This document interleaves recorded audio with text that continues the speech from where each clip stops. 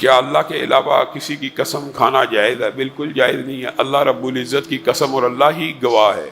مثلا انسان یہاں بیٹھا ہے اور کہ میری ماں کی قسم، نہ ماں موجود ہے نہ ماں گواہ ہے، لیکن ہمارے معاشرے میں اللہ رب العزت کے علاوہ قسم کھانے کا رواج ہے۔ تجھے تیری ماں کی قسم، تجھے تیرے باپ کی قسم، اس طرح کے الفاظ بھی چلتے ہیں، تجھے تیرے بھائی کی قسم، بیوی خامن۔